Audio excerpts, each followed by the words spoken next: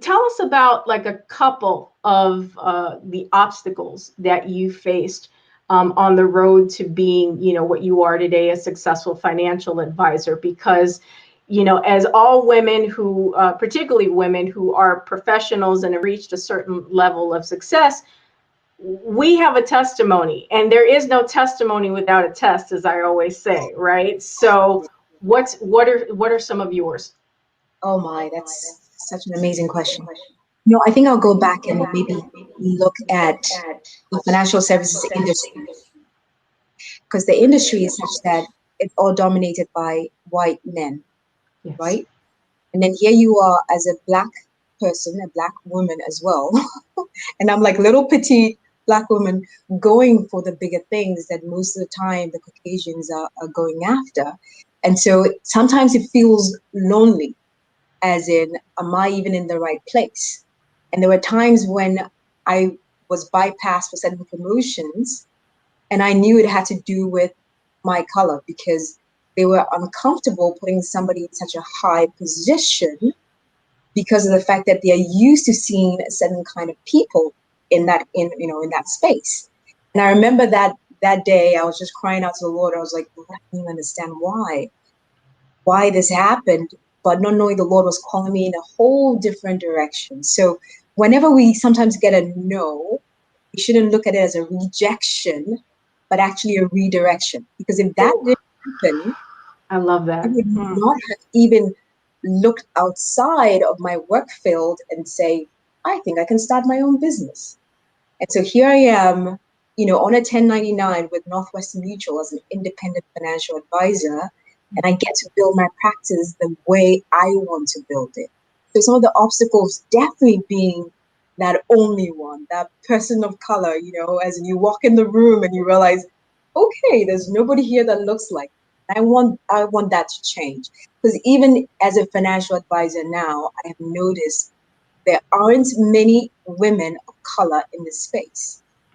Interesting. And I'm thinking, if you think about it, most of us want to work with others that look like us.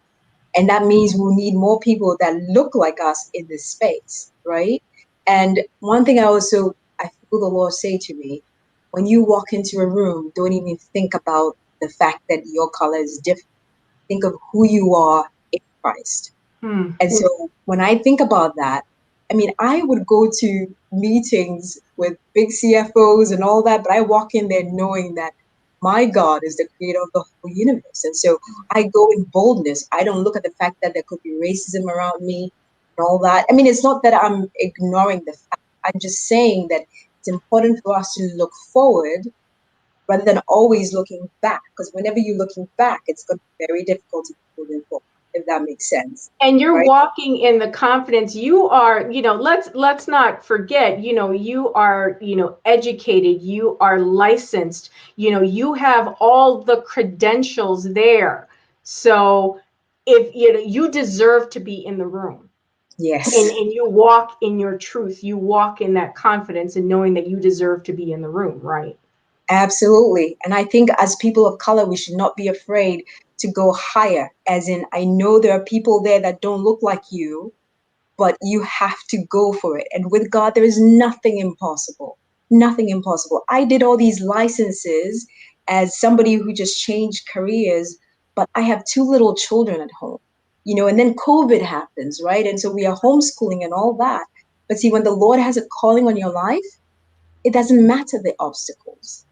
You will overcome, and so here I am, as in being in this industry just seems like it's been a short time, but the wealth of information I'm able to provide to our people, helping them build a multi-generational wealth. I am literally their strategic partner, as in when I sit down with a client or a prospect, I'm literally their thought partner. So they have all these ideas, and then I have the knowledge of how to get there. And I want to delve into that a bit more, because how exactly do, I come into your office, I need help.